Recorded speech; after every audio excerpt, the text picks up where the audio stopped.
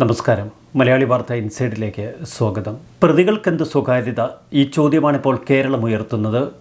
Hema committee report പുറത്തു വന്നതിനെ തുടർന്ന് നിരവധി സംശയങ്ങളാണ് സമൂഹ മാധ്യമങ്ങളിൽ ഉയരുന്നത്. വേറിട്ട രണ്ട് പ്രതികരണങ്ങളിലൂടെ നമുക്കൊന്ന് കണ്ണോടിക്കാം. ഒന്ന് അഖിൽ മാരാരുടേത്. ഹേമ കമ്മിറ്റി റിപ്പോർട്ടിൽ ആരുടെയും പേര് പറയാത്തത് തെറ്റ് ചെയ്യാത്തവരെ കൂടി പ്രതിക്കൂട്ടിലാക്കുന്ന സമീപനമാണ് എന്ന് അഖിൽ മാരാർ പറയുന്നു. ആരാണ് നഗ്നചിത്രം അയച്ചു കൊടുത്തത്, കിടക്ക പങ്കിടാൻ ക്ഷണിച്ചത് എന്നൊക്കെ പരാതി പറഞ്ഞവർ പുറത്തു പറഞ്ഞില്ല എങ്കിൽ നിരപരാധികൾ പോലും സംശയത്തിൻ്റെ നിഴലിലാകും. ഹേമ കമ്മിറ്റി റിപ്പോർട്ട് വന്നു, അത് വായിച്ചു. ആകെ ഒരു വിഷമമുള്ളത് ആരുടെയും പേര് പറഞ്ഞിട്ടില്ല. അതുകൊണ്ട് തന്നെ നാളെ മുതൽ ഓരോ നടന്മാരെയും നടിമാരെയും ജനങ്ങൾ സംശയത്തിൽ കാണും. പുരോഗമന ഫെമിനിസ്റ്റുകൾ ഇവരുടെയൊക്കെ മാനം സംരക്ഷിക്കാൻ എത്രയും പെട്ടെന്ന് ആരാണ് നഗ്നചിത്രം അയച്ചു കൊടുത്തത്, ആരെയാണ് കിടക്ക പങ്കിടാൻ ക്ഷണിച്ചത്, ആർക്കൊക്കെയാണ് കാസ്റ്റിംഗ് കൗച്ച് നേരിടേണ്ടി വന്നത് എന്ന് പേര് സഹിതം വെളിപ്പെടുത്തിയാൽ ഇതിൽ പെടാത്തവർക്ക് സമാധാനമായി ജീവിക്കാമല്ലോ. അഖിൽ മാരാർ പറയുന്നതിൽ കാര്യമുണ്ട്. കൃത്യമായ പേര് പുറത്തു വന്നില്ല എങ്കിൽ നിരപരാധികളും സംശയനിഴലിൽ അകപ്പെടും. ആരാണ് യഥാർത്ഥ പ്രതികൾ എന്ന ചോദ്യം സമൂഹത്തിൽ ശക്തമാകുന്നു. മലയാള സിനിമയിലെ പുരുഷ ഭീമന്മാരായ 15 അധോലോക നായകർ ആരൊക്കെയാണ് എന്ന ചോദ്യം ഏറ്റവുമധികം ശക്തമാകുന്നത് ചാനലുകളിലും പത്രമാധ്യമങ്ങളിലും മാത്രമല്ല, സമൂഹ മാധ്യമങ്ങളിലാണ്. സിനിമയിലെ 15 അംഗ പവർ ഗ്രൂപ്പിൻ്റെ രോമത്തിൽ തൊടുമോ സർക്കാർ എന്ന് ചോദിക്കുകയാണ് ശ്രീജിത്ത് പണിക്കർ. സർക്കാർ അവരെയൊന്നും പിണക്കാൻ കൂട്ടുനിൽക്കില്ല, ഭയമായിരിക്കും. എന്നാൽ കേരളം നടുങ്ങുന്ന ചില വസ്തുതകളുണ്ട്. നടിമാരുടെ അഡ്ജസ്റ്റ്മെൻറ്റുകളും കോംപ്രമൈസ് നടികളുമൊക്കെ അവിടെ നിൽക്കട്ടെ. അതിലപ്പുറം നടികളുടെ അമ്മമാർ അഡ്ജസ്റ്റ്മെൻറ്റിന് മക്കളെ വിധേയരാക്കി കൊടുക്കുന്ന, വഴക്കി കൊടുക്കുന്ന സംഭവങ്ങൾ ഹേമ കമ്മിറ്റി റിപ്പോർട്ടിൽ വിശദീകരിക്കുമ്പോൾ സാധാരണ അമ്മമാർക്ക് അത് ഉൾക്കൊള്ളാൻ കഴിയുമോ? എത്രമാത്രം ഭീകരമാണ് ഇവിടുത്തെ അവസ്ഥ. യഥാർത്ഥ പ്രതികൾ ഇവരൊക്കെ തന്നെയാണ്. പുതുമുഖ നടികളെ അഡ്ജസ്റ്റ്മെൻറ്റിന് വിധേയരാക്കുന്ന, മാമാപ്പണിയെടുക്കുന്ന ഈ പഴയകാല കുറ്റിച്ചൂലുകൾ. ചില തള്ളമാരെക്കുറിച്ച് വളരെ മോശം കമൻറ്റുകളാണ് സിനിമാ മേഖലയിൽ നിന്ന് തന്നെ ഉയർന്നു കേൾക്കുന്നത്. പുതുമുഖ നടികളാക്കി സിനിമയിലേക്ക് മക്കളെയും കൂട്ടിക്കൊണ്ടവർ വരും. പിന്നെ മക്കൾ അഭിനയിക്കാനായി സെറ്റിലേക്ക് പോയാൽ ഹോട്ടൽ മുറികളിൽ ഈ അമ്മമാർ തനിച്ചാണ്. അവിടെയാണ് കൂടുതൽ ഭീകരമായ സംഭവങ്ങൾ. മക്കളെ നടന്മാർക്കും സംവിധായകർക്കുമൊക്കെ വഴക്കി കൊടുക്കുന്നത് ഈ അമ്മമാരുടെ ഒരു ശൈലിയും. ഇത് തുറന്നു പറയുകയാണ് ഹേമ കമ്മിറ്റി റിപ്പോർട്ടിൽ. അവരും ശിക്ഷിക്കപ്പെടേണ്ടതല്ലേ? യഥാർത്ഥത്തിൽ നടന്മാരെയും സംവിധായകരെയും നിർമ്മാതാക്കളെയും മാത്രമല്ല, ഇത്തരം പുതുമുഖ നടികളെ വഴക്കി കൊടുക്കുന്ന അമ്മമാരെ കൂടി പിച്ചി ചീന്തേണ്ടതില്ലേ ഈ ഹേമ കമ്മിറ്റി? അതുകൊണ്ട് അവരുടെ പേരും പുറത്തുവിടണം എന്ന ആവശ്യം സമൂഹ മാധ്യമങ്ങളിൽ ഉയരുന്നു. ഇനി മറ്റൊരു കുറിപ്പിലൂടെ നമുക്കൊന്ന് ശ്രദ്ധിക്കാം. ഷൈബിയൊക്കെ കുറിക്കുന്നു, ഹേമ കമ്മിറ്റി റിപ്പോർട്ട് കൊണ്ടൊന്നും വലിയ മാറ്റങ്ങൾ സിനിമാ മേഖലയിൽ ഉണ്ടാകാൻ പോകുന്നില്ല. നിയമനിർമ്മാണങ്ങൾ കൊണ്ടൊരു പക്ഷേ വാഷ്റൂമും ഭക്ഷണവുമൊക്കെ ഉറപ്പാക്കാൻ പറ്റും. അതിൽ കൂടുതൽ ഒന്നുമില്ല.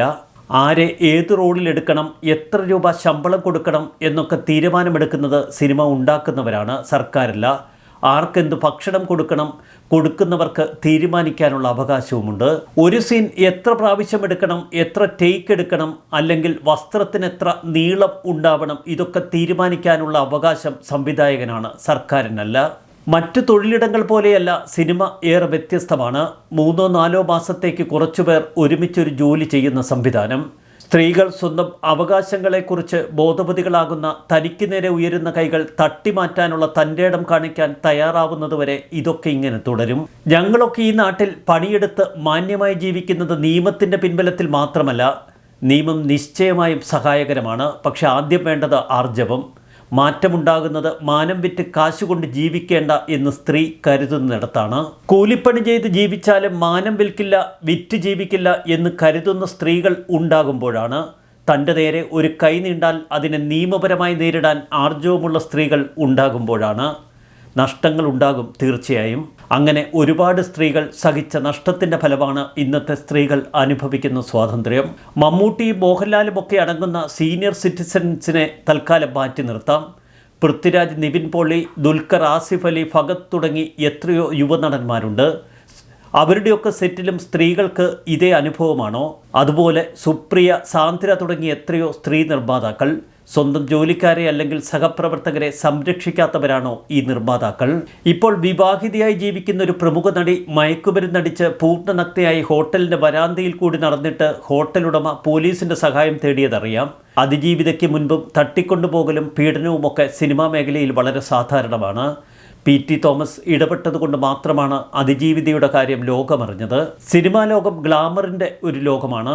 അവിടെ പണം, പ്രശസ്തി, അങ്ങനെ പലതും മറ്റൊരു മേഖലയിലുമില്ല. കള്ളപ്പണം, ഡ്രഗ്സ്, വഞ്ചന, ചതി, കൂട്ടിക്കൊടുപ്പൊക്കെ അതിൻ്റെ ഭാഗം.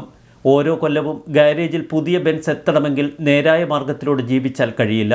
മഹാനടന്മാർ സഹിതം കൃത്യമായി നികുതി കൊടുക്കുന്നില്ല. വിദേശത്താണ് അവരുടെ ഇടപാടുകൾ. എല്ലാ വൃത്തികേടുകളുടെയും നെറുകേടുകളുടെയും വിളനിലമാണ്. സമൂഹത്തിൽ നടക്കുന്ന ഒരു കാര്യത്തിലും അവർക്ക് കൃത്യമായ നിലപാടില്ല. ഗുണ്ടാ സംഘങ്ങളെ പാലൂട്ടി വളർത്തി ഫാൻസ് അസോസിയേഷൻ എന്ന പേരിൽ അവർ കൊണ്ടു നടക്കുന്നു. അതുകൊണ്ട് മാനം മര്യാദയ്ക്ക് ജോലി ചെയ്ത് കാശുണ്ടാക്കി അതിലൊരു പങ്ക് മറ്റുള്ളവരുമായി പങ്കിട്ട് രാജ്യത്തിൻ്റെ നിയമമനുസരിച്ച് കൃത്യമായി നികുതി കൊടുത്ത് സമൂഹത്തിലെ കാര്യങ്ങളിൽ ഇടപെട്ട് ജീവിക്കുന്ന നമ്മളൊക്കെ എന്തിനാണ് ഇത്തരം കള്ളക്കൂട്ടങ്ങൾക്ക് വേണ്ടി വക്കാലത്തെടുക്കുന്നത്, നമ്മുടെ സമയം പാഴാക്കുന്നത്? ഇവരെയൊക്കെ സംരക്ഷിക്കാൻ എന്തിനാണ് നിയമം? ഇപ്പോൾ തന്നെ ഹേമ കമ്മിറ്റിക്ക് വേണ്ടി 1 കോടിയിലധികം ചെലവായി. എൻ്റെയും നിങ്ങളുടെയും ഒക്കെ നികുതി പണം. എൻ്റെ അഭിപ്രായത്തിൽ ഹേമ കമ്മിറ്റി റിപ്പോർട്ടിന്മേൽ ആർക്കെതിരെയും കേസെടുക്കാൻ വകുപ്പില്ല. അതിന് പരാതിക്കാരനുണ്ടാകണം. സിനിമാ മേഖല ഇങ്ങനെയൊക്കെ തന്നെ മുന്നോട്ട് പോകും. പക്ഷേ ഹേമ കമ്മിറ്റി റിപ്പോർട്ട് പലരുടെയും തലയ്ക്ക് മീതെ ഡെമോക്രസിൻ്റെ വാള് പോലെ അങ്ങ് തൂങ്ങിക്കിടക്കും. ഇത്രയും കാലം ഇടതുപക്ഷത്തെ താങ്ങി നടന്ന പലരും ഇപ്പോൾ കളം മാറി ചവിട്ടിത്തുടങ്ങി. മോദിക്ക് വേണ്ടി പരസ്യമായി സംസാരിക്കുന്നു. അവരുടെ വായടയ്ക്കാൻ, അവരെ ആജീവനാന്ത അടിപ്പങ്ങളാക്കി, തങ്ങളുടെ ജിഹ്വകളാക്കി സാംസ്കാരിക നായകന്മാർ എന്ന ലേബലിൽ അടിമപ്പണിയെടുപ്പിക്കാൻ ഇടത് വലത് സർക്കാരുകൾ ഈ റിപ്പോർട്ട് ഇനി കൊണ്ടു നടക്കും. ന്യൂസ് ഡെസ്ക്, മലയാളി വാർത്ത.